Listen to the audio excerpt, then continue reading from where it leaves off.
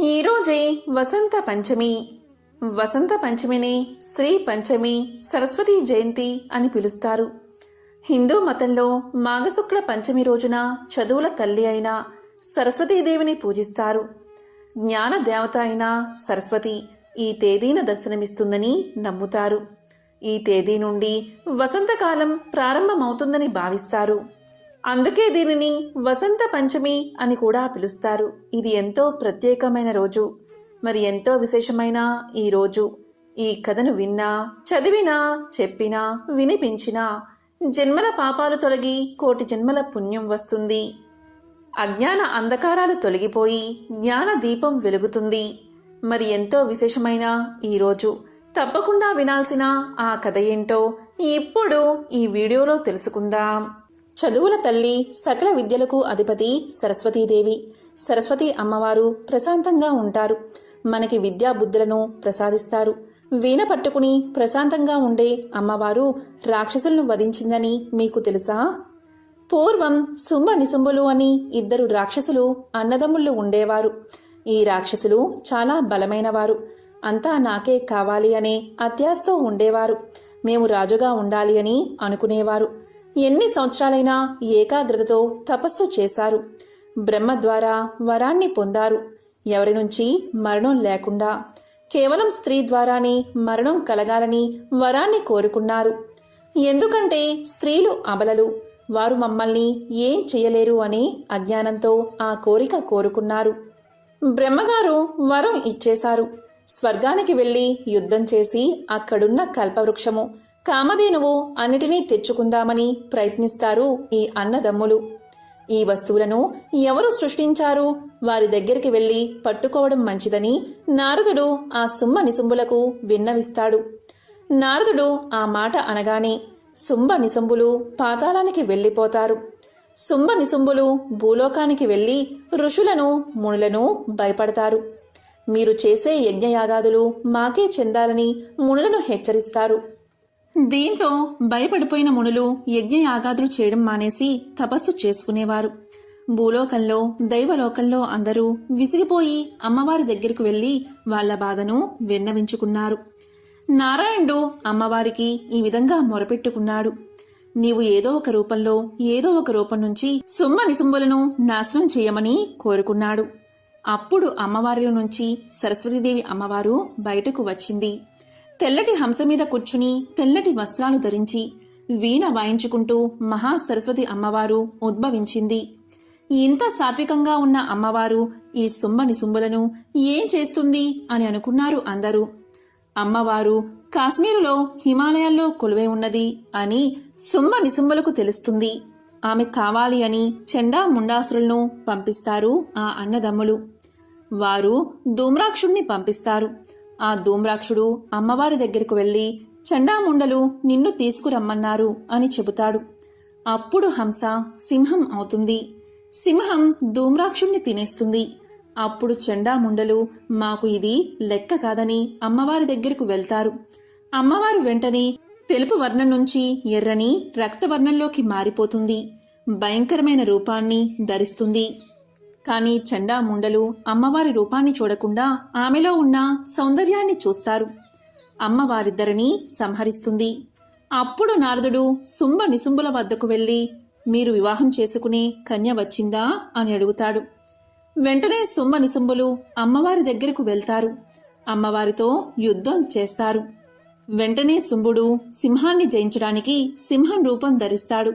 సింహాన్ని జయించడానికి ఏనుగు రూపాన్ని ధరిస్తాడు. అయినా సరే అమ్మవారు శుంభుణ్ణి సంహరిస్తుంది. నిశుంభుడితో ఇలా పలుకుతుంది, నీ బుద్ధి మందగించినంత వరకు నేనెవరనో నీకు గుర్తుకురాదు. స్త్రీ అబల కాదు అని ఆమె చెప్తుంది. వెంటనే అమ్మవారు అష్టాదశ భుజ శక్తులతో తన సింహంతో నిశుంభుణ్ణి సంహరిస్తుంది. అప్పుడు దేవతలంతా ప్రత్యక్షమై పూలవర్షం కురిపిస్తారు. దేవ దుందుబినాదాలు మోగుతాయి. అప్పుడు దేవతలంతా కలిసి ఇలా ప్రార్థిస్తారు, అమ్మా, నీ ఉగ్ర రూపం కంటే సాత్విక రూపమే మాకు నచ్చింది అని పలకగానే అమ్మవారు మహామాయ సరస్వతి రూపంలోకి మారిపోతుంది. జ్ఞానం కలుగుతుంది. ప్రజలంతా అమ్మవారిని ప్రార్థిస్తారు. మనలోని అవిద్యని నిసుంబులు. ఆ అవిద్య పోయిందంటే జ్ఞానం లభిస్తుంది. జ్ఞానం కోసం సరస్వతీదేవిని ఆరాధించాలి. ఈ కథ ఎవరైతే వింటారో వారికి గ్రహదోషాలు, మూఢత్వం తొలగిపోతాయి. చక్కని విద్య లభిస్తుంది. చండీ సప్తసతిలో ఈ కథ వివరాలు ఉంటాయి. ఇప్పుడు సరస్వతీదేవి వ్రత కథను మనం తెలుసుకుందాం. ఒకసారి సూతుడు సౌనకాది మహామునులకు ఇలా చెప్పడం మొదలుపెట్టాడు. ఓ మహర్షులారా, మీకు ఒక ఉత్తమమైన వ్రత కథను వినిపిస్తాను. వినండి. ఆశ్వయుజ శుక్ల పాడ్యమి మొదలుకుని 9 రాత్రులు దుర్గా లక్ష్మీ సరస్వతులను పూజించాలి, లేదా మూలా నక్షత్రం మొదలుకుని పూజ చెయ్యాలి అని సూతుడు చెప్పగా ఋషులందరూ ఇలా పలికారు. ఓ ఋషివర్య, పూర్వం ఈ వ్రతాన్ని ఎవరైనా ఆచరించారా? అలా ఆచరించిన వారికి ఎలాంటి ఫలితం కలిగింది అని అడగగా సూతుడు ఇలా చెప్పాడు. ఓ మునులారా, కృతయుగంలో మహాధార్మికుడు, ప్రజాపాలన సమర్థుడు అయిన సుకేతువు అనే రాజు ఉండేవాడు. అతనికి సౌందర్య, గాంభీర్య, యవ్వన సంపన్నురాలైన సువేది అనే భార్య ఉండేది. ఇలా ఉండగా రాజుకు అతని జ్ఞాతులకు విరోధం వచ్చి యుద్ధ సన్నద్ధుడై కథన రంగానికి పోయి భీకరంగా యుద్ధం చేస్తూ ఉన్నాడు. ఆ యుద్ధంలో సుకేతుడు శత్రువుల దాటికి తట్టుకోలేక పరిగెత్తిపోతున్నాడు. ఇలా పోతున్న సుకేతుణ్ణి చూసి అతని భార్య, ఓహో, నా నాదుడు యుద్ధంలో నిలవలేక పారిపోతున్నాడు, నేను కూడా ఇక్కడ ఉండకూడదు అని సువేద భర్తను అనుసరించి వెళ్ళిపోయింది. ఇలా ఇద్దరూ కొంత దూరం పోయి ఒక అరణ్య ప్రాంతంలోకి ప్రవేశించి ఆకలి దప్పికలతో ఎంతో బాధపడుతూ నడుస్తున్నారు. ఇలా ఉండగా కొన్ని రోజులకు ఆ రాజు వ్యాధితో కనీసం ఒక్క అడుగు వేయడానికి కూడా ఓపిక లేక శక్తి లేకుండా అయిపోయాడు. అంతటా ఆ రాజపత్ని ఎంతో బాధతో భర్తను తన తొడపై ఉంచుకుని బోరున విలపిస్తూ ఉంది. అప్పుడే అటుగా పోతున్న అంగీరస మహర్షి ఆ వనితామణి చెంతకు వచ్చి ఇలా పలికాడు. ఓ నారీ తిలకమా, నీకు క్షేమం కలుగుగాక. మీ ఇద్దరూ ఎవరు? ఎక్కడి నుంచి వచ్చారు? రాజ్యాన్ని, బంధుమిత్రులను వదిలి ఒంటరిగా ఆకలితో బాధపడుతున్నారు. ఈ అరణ్యంలో ఎలా సంచరిస్తున్నారు అని అడిగాడు. ఆమెకు మాట్లాడడానికి కూడా ఓపిక లేక, నోరు రాక కన్నుల నుండి బొటబొట కన్నీరు కారుస్తూ వెక్కి ఏడ్చింది. అంతటా ఆ మునివర్యులు ఇలా పలికారు. ఓ వనితారత్నమా, బాధపడకు. లోకంలో ఎవ్వరూ కూడా బాధపడ్డం వల్ల ఏ కార్యాన్ని సాధించలేరు. కాబట్టి మీ బాధలన్నీ తొలగిపోయే ఉపాయాన్ని చెప్తాను, శ్రద్ధగా వినండి అన్నాడు. అప్పుడు సువేది ఇలా పలికింది. ఓ మునివర్య, ఇతను నా భర్త. ఇతడు రాజ్య పరిపాలన చేస్తూ ఉండగా కొద్ది రోజులు ఇతనికి జ్ఞాతులకు విరోధం సంభవించింది. దాంతో ఇద్దరు యుద్ధం చేశారు. ఆ యుద్ధంలో శత్రువుల దాడికి తట్టుకోలేక నా భర్త యుద్ధం నుండి పారిపోయి వచ్చాడు. నేను కూడా నా భర్త వెంట వచ్చాను. కాబట్టి ఓ మహాత్మా, మరలా మాకు రాజ్యం, పుత్ర సంతానం కలగడానికి ఉపాయం ఉంటే చెప్పండి అని ప్రార్థించింది. అప్పుడు అంగీరస మహర్షి ఇలా చెప్పారు. ఓ పుణ్యవతి, నా వెంటరా. అతి సమీపంలో పంచవటి తటాకమునందు దుర్గా క్షేత్రమున్నది. అక్కడ ఆ మహాదేవిని భక్తి యుక్తులతో పూజిస్తే నీకు మళ్ళీ రాజ్యం, పుత్ర పౌత్రాది సంపదలు కలుగుతాయి అని చెప్పి సువేదిని, రాజును తన వెంట తీసుకుపోయాడు అంగీరసుడు. ఆ మహర్షి సువేది భర్తతోటి స్నానం చెయ్యమనగా సువేది స్నానం చేసి వస్త్రాలు ఎండబెట్టుకుని వచ్చింది. అప్పుడు అంగిరస మహర్షి సువేదిచే దుర్గా సరస్వతీ దేవతలకు షోడశోపచారాలతో పూజ చేయించాడు. ఇలా సువేది పాడ్యము మొదలుకుని 9 రోజులు పూజ చేసి 10వ రోజున ఉదయమే మేల్కొని స్నానం చేసి పాయసాన్నంచే దుర్గాదేవి యొక్క మంత్రాన్ని ఉచ్చరిస్తూ హోమం చేసి అంగీరస మహర్షికి దంపత పూజ చేసి వారి అనుగ్రహం వల్ల దశ దానాది వివిధ దానాలు చేసి యథావిధిగా వ్రతాన్ని పరిసమాప్తి కావించింది. అంగీరస మహర్షి ఆశ్రమునందు కొన్ని దినాలు సుఖంగా ఉండగా ఆ అమ్మవారి మహత్యం వల్ల సువేది గర్భం ధరించి 10వ మాసమున ఒక పుత్రుణ్ణి కన్నది. అంతటా అంగీరస మహర్షి ఆ బాలుడుకు జాత కర్మాది సంస్కారాదులు జరిపించి సూర్యప్రతాపుడు అని నామకరణం చేశాడు. 5 సంవత్సరాలు రాగానే విద్యాభ్యాసం చేయించాడు. తరువాత ఆ బాలుడు సకల క్షాత్ర విద్యలు నేర్చుకుని యవ్వనం వచ్చిన తర్వాత ఆ మహర్షి యొక్క అనుమతి తీసుకుని తన శత్రువులపైకి యుద్ధానికి వెళ్లి వారితో భీకర యుద్ధాన్ని చేసి ఆ యుద్ధంలో శత్రువులను తన అస్త్రశస్త్రాలచే గడగడలాడించి వారిని ఓడించి తన రాజ్యాన్ని చేజెక్కించుకున్నాడు. తరువాత అంగిరస మహర్షి ఆశ్రమానికి వచ్చి ఆ మునివర్యుడి ఆశీర్వాదం తీసుకుని తల్లిదండ్రులను తీసుకుని తన రాజ్యాన్ని చేరుకున్నాడు. ఆ సువేది ప్రతి సంవత్సరం దుర్గా సరస్వతులను పూజిస్తూ ఇహలోకమున పుత్ర పౌత్రాదులతో సకల సంపదలో కూడుకుని సుఖంగా ఉండి తదనంతరం స్వర్గలోక ప్రాప్తిని పొందింది. ఈ వ్రతాన్ని బ్రాహ్మణ, క్షత్రియ, వైశ్య, శూద్రాదులు చేయవచ్చు. ఈ కథ విన్నవారు పఠించిన వారు సకల పాప విముక్తులై ఇహలోకమున సర్వ సుఖాలు అనుభవించి చివరకు స్వర్గలోక ప్రాప్తిని పొందుతారు. ఇదే శ్రీ సరస్వతీదేవి యొక్క వ్రత కథ. ఈ కథను విన్నంతనే ఆ అమ్మవారి అనుగ్రహం తప్పకుండా మీకు కలుగుతుంది. గంధర్వులు పుష్పాల సువాసన నుండి ఉద్భవించిన దేవతలు అని నమ్ముతారు. వారు సోమ మొక్కను దేవతల నుండి దొంగలించారు. ఎందుకంటే దాని మద్యపానం మరియు ఉత్తేజపరిచే రసం దేవుళ్లను అమరత్వం కలిగిస్తుందని వారి నమ్మకం. గంధర్వులు సోమ మొక్కను దేవతల నుండి అపహరించారు. దీంతో దేవతలకు కోపం వచ్చింది. అందరూ యుద్ధానికి సిద్ధమయ్యారు. గంధర్వుల మీద దేవతలు యుద్ధానికి సిద్ధమయ్యారు. కానీ సరస్వతీదేవి యుద్ధం వద్దని, పోరాటం లేకుండా మొక్కను తిరిగి పొందుతానని వాగ్దానం చేస్తుంది. సరస్వతీదేవి గంధర్వుల ఉద్యానవనంలోకి నడుస్తుంది. తన వీణతో రాగాలు మరియు రాగిణిలా మంత్రముగ్ధమైన రాగాలతో అందమైన సంగీతాన్ని సృష్టిస్తుంది. ఆ సంగీత స్వరాలకు గంధర్వులు మైమరచిపోతారు. సంగీతాన్ని తమకు నేర్పించమని గంధర్వులు సరస్వతీదేవిని ప్రాధేయపడతారు. అప్పుడు సరస్వతీదేవి ఇలా చెప్తుంది: సోమ మొక్కను దేవతలకు తిరిగి ఇస్తే నేను మీకు సంగీతం నేర్పిస్తానని చెబుతుంది. ఆ షరతుకు గంధర్వులు అంగీకరిస్తారు. వెంటనే సోమ మొక్కను దేవతలకు అప్పగిస్తారు. దాంతో దేవతలు తమ సోమ మొక్కను తిరిగి పొందుతారు. రామాయణ ఇతిహాసాలలో సరస్వతీదేవి పాత్ర ఉందని చెప్పవచ్చు. రామాయణంలో లంకేశ్వరుడి సోదరుడు అయిన కుంభకర్ణుడికి ఒక వింత కోరిక కలిగింది. కుంభకర్ణుడు మృత్యువులేని జీవితాన్ని పొంది ఈ ప్రపంచాన్ని శాసించాలి అనే కోరికను పొందడానికి బ్రహ్మదేవుడి గురించి ఘోరమైన తపస్సు చేస్తాడు. అయితే అతనికి ఇలాంటి వరాన్ని ఇస్తే ప్రపంచం మొత్తం అల్లకల్లోలం సృష్టిస్తాడని తెలిసిన బ్రహ్మదేవుడు ఎప్పటికీ ప్రత్యక్షం కాడు. కానీ కుంభకర్ణుడు పట్టు వదలని విక్రమార్కుడిలా కొన్ని వేల సంవత్సరాలు బ్రహ్మదేవుని కోసం తపస్సు చేస్తాడు.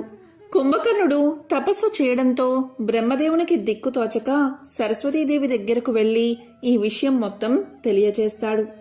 సరస్వతీదేవిని బ్రహ్మదేవుడు వేడుకుంటూ, దేవి, కుంభకర్ణుడికి అమరత్వం వరం ఇస్తే ఈ ప్రపంచం మొత్తం నాశనమవుతుంది. ఆ వరాన్ని నా నుంచి పొందడానికి పట్టువదలకుండా తపస్సు చేస్తున్నాడు. కాబట్టి లోకకంటకుడైన కుంభకర్ణుడు వరాన్ని కోరే సమయంలో అతని వాక్కును తారుమారు చెయ్యమని సరస్వతీదేవిని ప్రార్థిస్తాడు. అందుకు సరస్వతీదేవి ఒప్పుకోవడంతో భూలోకంలో తపస్సు చేస్తున్న కుంభకర్ణుడికి బ్రహ్మదేవుడు ప్రత్యక్షమవుతాడు. నీ తపస్సుకు నేను మెచ్చాను, ఏ వరం కావాలో కోరుకోమంటాడు. బ్రహ్మదేవుడు ప్రత్యక్షమవడంతో ఎంతో ఆనందపడి తనకు అమరత్వ వరాన్ని ప్రసాదించమని అడగబోయే సమయంలో సరస్వతీదేవి అతని మాటలను తారుమారు చేసి 6 నెలల పాటు తిండి, 6 నెలల పాటు నిద్ర కావాలని వరాన్ని అడిగేలా చేస్తుంది. ఈ విధంగా కుంభకర్ణుడి నిద్ర వెనుక సరస్వతీదేవి కారణమని చెప్పవచ్చు. ఎంతో పవిత్రమైన విశేషమైన ఈ కథలను ఈరోజు విన్నా, చదివినా, చెప్పినా, వినిపించినా సకల శుభాలు కలుగుతాయి. అమ్మవారి అనుగ్రహం తప్పకుండా మీకు కలుగుతుంది. బ్రహ్మ సకల సృష్టికర్త కనుక సరస్వతిని కూడా బ్రహ్మే సృష్టించాడని, సృష్టి కార్యంలో తనకు తోడుగా ఉండడానికి తన జిహ్వపై ఆమెను ధరించాడని ఒక కథ. సృష్టి కార్యాన్ని నిర్వహించడానికి బ్రహ్మకు శక్తి స్వరూపిణిగా సరస్వతిని శ్రీ మాతాదేవి ప్రసాదించిందని దేవీ భాగవతం చెబుతుంది. సరస్వతిని బ్రహ్మకు విష్ణువు ఇచ్చాడని మరొక కథ చెబుతుంది. పూర్వం ఒకసారి సనత్ కుమారుడు బ్రహ్మ దగ్గరకు వెళ్లి జ్ఞానం గురించి చెప్పమన్నాడు. శ్రీకృష్ణ పరమాత్మ సూచన మేరకు బ్రహ్మ సరస్వతిని స్తుతించి బ్రహ్మ జ్ఞానాన్ని పొందాడు. ఆ తర్వాత ఆయన బ్రహ్మజ్ఞాన సిద్ధాంతం చేసి సనత్ కుమారుడికి చెప్పాడు. అలాగే పూర్వం భూదేవి అనంతుడిని తనకు జ్ఞానాన్ని ఉపదేశించమంది. అనంతుడు కశ్యపుడి ఆజ్ఞతో పలుకుల తల్లిని స్తుతించాడు. ఆ తర్వాతనే అనంతుడు నిర్మలమైన జ్ఞానాన్ని సిద్ధాంతకరించి భూమాతకు చెప్పగలిగాడు. పూర్వం వ్యాస భగవానుడు పురాణ సూత్రాల గురించి వాల్మీకిని అడిగాడు. వాల్మీకి జగదంబను స్మరించాడు. అలా ఆయన సరస్వతి దయను పొంది పురాణ సూత్ర జ్ఞానాన్ని పొందాడు. వ్యాసుడు కూడా 100 ఏళ్ల పాటు పుష్కర తీర్థంలో సరస్వతి గురించి తపస్సు చేసి వరాన్ని పొంది సత్కవీంద్రుడయ్యాడు. ఆ తర్వాతే ఆయన వేద విభాగాన్ని పురాణ రచనలు చేశాడు.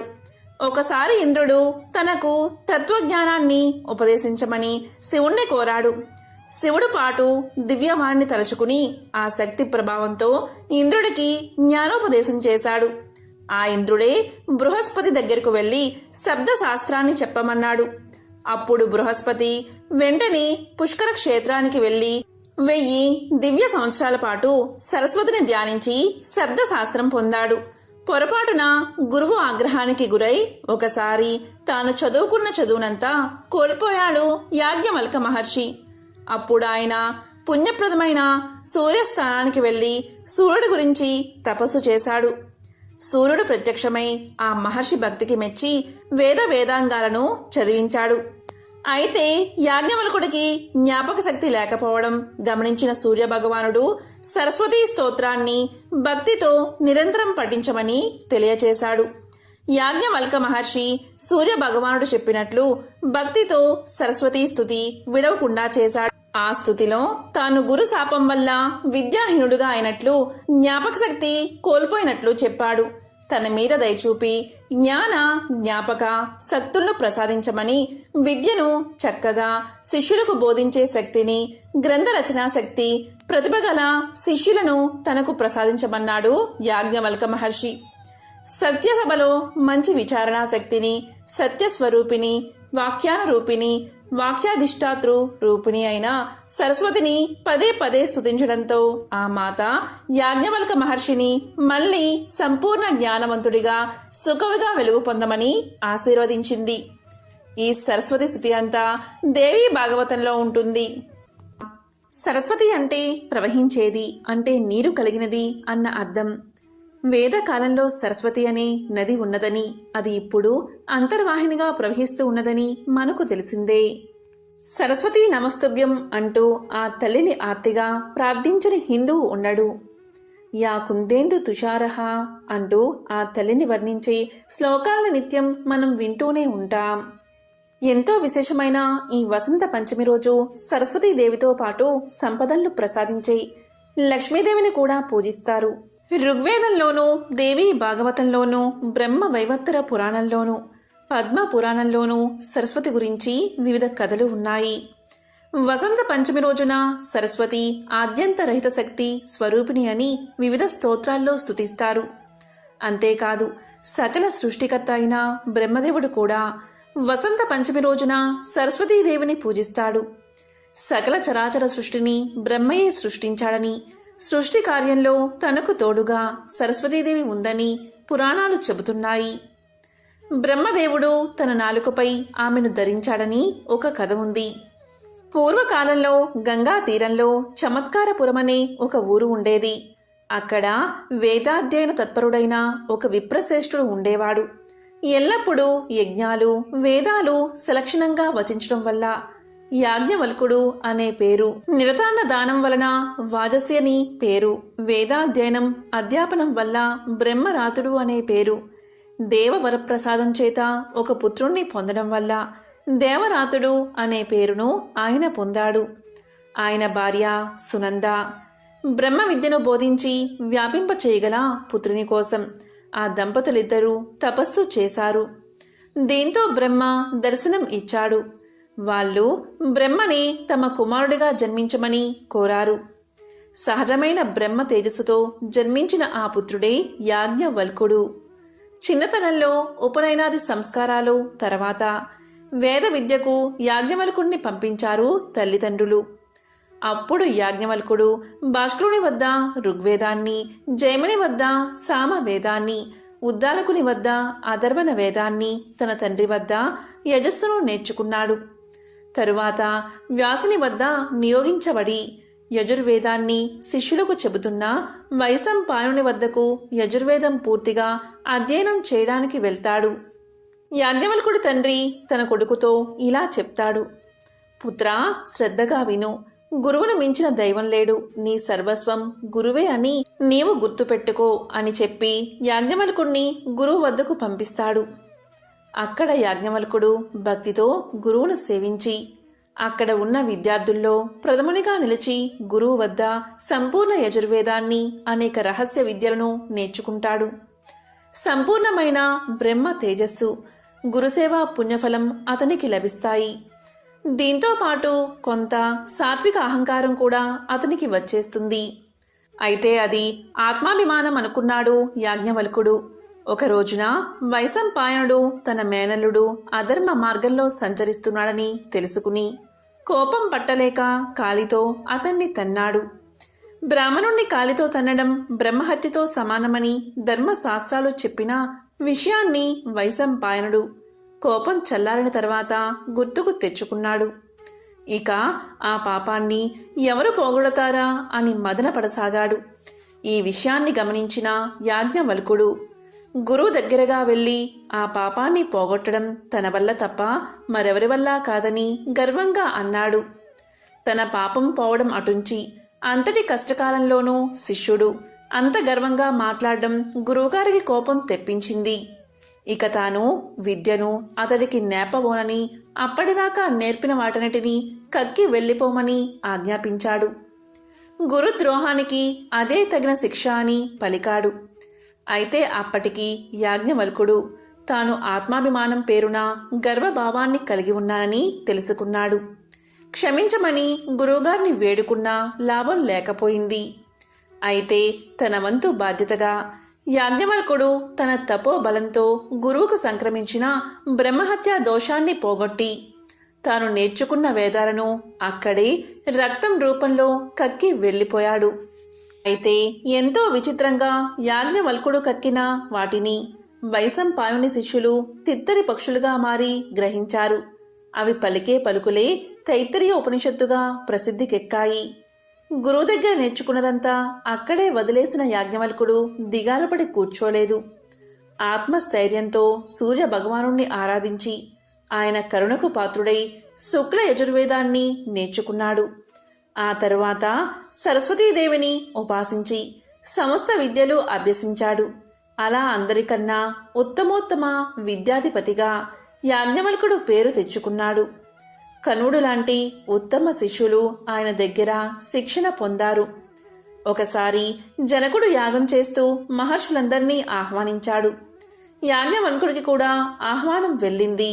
అలా మహర్షులందరూ రాగానే జనకుడు, మీలో ఎవరు గొప్ప విద్యావంతులైతే వారొచ్చి ఇక్కడున్న ధనరాశులను తీసుకు వెళ్ళవచ్చు అని గంభీరంగా అన్నాడు. అయితే ఋషులంతా ఒకరి ముఖాలు ఒకరు చూసుకుని తాము అందుకు అర్హులం కామనుకుంటే ఊరుకనే కూర్చున్నారు. యాజ్ఞవల్కుడు మాత్రం లేచి తన శిష్యుల్ని పిలిచి ఆ ధనరాశులను తన ఇంటికి తీసుకువెళ్ళమని ఆజ్ఞాపించాడు. అప్పుడు యాజ్ఞవల్కుడి ధైర్యాన్ని చూసిన అక్కడి వారంతా అతడితో శాస్త్ర విషయాల్లో పోటీకి దిగి యాజ్ఞవల్కుణ్ణి అనర్హుడిగా నిరూపించేందుకు ఎన్నో విధాలుగా ప్రయత్నం చేశారు. కానీ అవేవి వారి వల్ల కాలేదు. దాంతో జనకుడు ఆ ఋషిని గొప్పగా పూజించి సత్కరించాడు. జనకుడికి ఆయన అనేక ఆధ్యాత్మిక విషయాలను వివరించి చెప్పాడు. యాజ్ఞవల్కుడి జీవితంలో ఇలాంటి సంఘటనలు ఎన్నో కనిపిస్తాయి. ఒక రోజున విశ్వావసుడు అనే గంధర్వుడు యాజ్ఞవల్కుడి దగ్గరకు వచ్చాడు. తత్వాన్ని ఉపదేశించమని కోరి ఎంతో నేర్చుకుని యాజ్ఞవల్కుడు అంతటి గొప్పవాడు మరొకడు లేడని ఆ మహర్షికి ప్రదక్షిణ నమస్కారాలు చేసి వెళ్ళిపోయాడు. తర్వాత కాలంలో ఆ ఋషి గృహస్థ ఆశ్రమాన్ని స్వీకరించాడు. ఎంతో పవిత్రమైన విశేషమైన ఈ కథను వింటే చాలు ఆ సరస్వతీదేవి యొక్క సంపూర్ణ అనుగ్రహం వారికి కలుగుతుంది.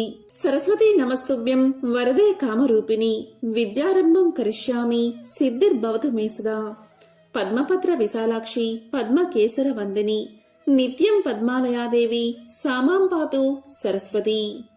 బ్రహ్మాండ పురాణంలో బాసర స్థల మహత్యం ప్రస్తావన ఉంది. అందులో ప్రముఖంగా కనిపించే కథ వ్యాసుడిది. కురుక్షేత్ర సంగ్రామంతో మనసు చలించిపోయిన వ్యాసులవారు ప్రశాంతంగా తపస్సును చేసుకునేందుకు గోదావరి తీరంలో మధ్య భాగమైన బాసరకు చేరుకున్నారట. ఇక్కడి గోదావరిలో స్నానాన్ని ఆచరిస్తూ ఉండగా వ్యాసుల వారికి సరస్వతీదేవి సాక్షాత్కరించి ఇసుకతో తన విగ్రహాన్ని రూపొందించమని చెప్పిందట. అమ్మవారి ఆజ్ఞ మేరకు వ్యాసుల వారు రోజు పిడికెడు మట్టిని తీసుకుని నిదానంగా ఒక విగ్రహాన్ని రూపొందించారట. అదే ఇప్పుడు కనిపించే మూల విరాట్టు అని చెబుతారు. ఆ మూల విరాట్టుకి నిత్యము పసుపు రాస్తూ సరికొత్త రూపుని భక్తులు దర్శించుకునేలా చేస్తున్నారు పూజారులు. బాసరలో సరస్వతీదేవి విగ్రహానికి సమీపంలోని మహాలక్ష్మి మహాకాళి విగ్రహాలు కొలువై ఉంటాయి. ఇలా ముగ్గురమ్మలు ఒక చోట కొలువై ఉండడం కూడా చాలా అరుదుగా కనిపిస్తుంది. ఆలయంలోని విగ్రహం వ్యాసుల వారి చేతిలో రూపొందింది కనుక ఈ ప్రదేశానికి వ్యాసర అన్న పేరు ఉండేది. అలా అలా రూపాంతరం చెందుతూ వ్యాసర కాస్త బాసరగా మారింది. అంత మహిమగల క్షేత్రంలో వ్యాసుడు ఇసుకతో అమ్మవారిని ప్రతిష్ఠించిన వసంత పంచమి రోజున పిల్లలకు ఇక్కడ అక్షరాభ్యాసం చేస్తే వారి విద్యకు డోకా ఉండదని నమ్ముతారు. సాధారణంగా దేవతల చేతుల్లో ఆయుధాలు ఉంటాయి, కానీ సరస్వతీదేవి రూపులో ఎక్కడా ఆయుధాలు కనిపించవు. జ్ఞానమే ఆమె ఖడ్గం, సంగీతమే ఆమె సాధనం, ప్రశాంతతే ఆమె వ్యక్తిత్వం. అందుకే పుస్తకం వీణలను చేతపట్టి ధవళ వస్త్రాలతో అమ్మవారు కనిపిస్తుంది. తత్వ విచారానికి పరిపూర్ణ వ్యక్తిత్వానికి చిహ్నమైన కమలం మీద కూర్చుని ఉంటుంది అమ్మవారు. అందుకే జ్ఞానాన్ని ఆశించే ప్రతి ఒక్కరూ సరస్వతీ నమస్తుభ్యం అంటూ ఆమెకు తొలి పూజలు అందిస్తారు. శ్రీ పంచమిలో శ్రీ అంటే సంపద, జ్ఞాన సంపదగా సరస్వతిని ఈ రోజు పూజించడం చాలా విశేషప్రదాయకమని పురాణాలు చెబుతున్నాయి.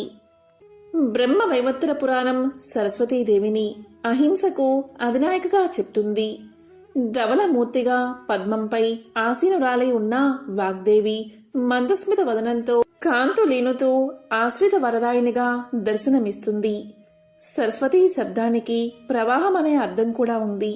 ప్రవాహం చైతన్యానికి ప్రతీక, జలం జీవశక్తికి సంకేతం, నీరు సకల జీవరాశికి శక్తిని అందిస్తుంది, ఉత్పాదకతను పెంపొందిస్తుంది. ఈ ఉత్పాదకత వసంత ఋతువు నుంచి ఆరంభమవుతుంది. ఆ ఉత్పాద శక్తికి ప్రతిఫలమే సరస్వతి. ఉత్పాదకుడైన సృష్టికర్త అయిన బ్రహ్మకు శారదే శక్తిదాయిని. యా కుందేందు తుషారహ ధవల యా శుభ్రమస్త్రాన్విత యా వీణా వరదండ మండితకర యా శ్వేత పద్మాసన యా బ్రహ్మాచ్యుత శంకర ప్రభృతిభిః దేవై సదా పూజిత సామాం పాతు సరస్వతి భగవతి నిశేష జాడ్యాపహ. నవరాత్రి ఉత్సవాలలో మూలా నక్షత్రం రోజున అమ్మ సరస్వతీదేవిగా భక్తులకు దర్శనమిస్తుంది. జ్ఞానానికి అధిష్టాన దేవత సరస్వతి. ఈమె బ్రహ్మ చైతన్యంతో హంస వాహనాన్ని అధిష్ఠించి ఉంటుంది. ఈశ్వరునికి పాదుకాంత దీక్ష ఇచ్చి చతుషష్ఠి కళను అనుగ్రహించింది సరస్వతీదేవే. సంగీతరస స్వరూపమైన నెమలి వాహనంగా ధవలవర్ణ వస్త్రాలను ధరించి అక్షమాలను వీణను 2 చేతులతో ధరించి చందన చర్చితమైన దేహంతో అమ్మవారు దర్శనమిస్తుంది. సరస్వతి బుద్ధి ప్రదాయిని, వాగ్దేవి. సకల ప్రాణుల నాలికపై ఈ వాగ్దేవత నివసిస్తుందని స్మృతులు చెబుతున్నాయి. సరస్వతీదేవిని అర్చిస్తే అజ్ఞానంధకారాలు తొలగిపోతాయి, బుద్ధి వికాసం జరుగుతుంది. త్రిశక్తి స్వరూపాలలో ఈ అమ్మ 3వ శక్తి. సరస్వతీ దేవత విద్యార్థుల పాలిట కల్పవల్లి. ఈరోజు అమ్మవారిని తెల్లటి పువ్వులతో అర్చిస్తే చాలా మంచిది. అలాగే సరస్వతి అష్టోత్తరాన్ని పఠించాలి. ఈరోజు పూజ చేసుకున్నాక ఆర్థిక సమస్యల్లో ఉండి చదువుకోలేకపోతున్న పిల్లలకు సహాయం చేయడం, విద్యార్థులకు పుస్తకాలు, పెన్నుల వంటివి దానం చేయడం వల్ల ఎంతో మంచి ఫలితాలు కలుగుతాయి. ఈరోజు చాలా చోట్ల సరస్వతీ దేవాలయాల్లో పిల్లల చేత విద్యాభ్యాసం చేయిస్తారు. సరస్వతి, శారద, భారతి, హంసవాహిని, వీణాపాణి ఇలా ఎన్ని పేర్లు ఉన్నా అమ్మ రూపం ఒక్కటే. వాక్శుద్ధి, విద్య, వివేకం, కళలు, విజ్ఞానం అన్నిటికీ మించి మంచి బుద్ధిని ప్రసాదించే చల్లని తల్లి సరస్వతీదేవి. ఎంతో పవిత్రమైన విశేషమైన ఈ రోజు వసంత పంచమి రోజు ఈ కథను విన్నా, చదివినా, చెప్పినా, వినిపించినా జన్మల దోషాలు తొలగి కోటి జన్మల పుణ్యం వస్తుంది. జ్ఞాన కాంతి వికసిస్తుంది. ఓం నమో సరస్వత్యై నమః. ఓం శ్రీ మహాలక్ష్మై నమః. ఓం శ్రీ మాత్రే నమః.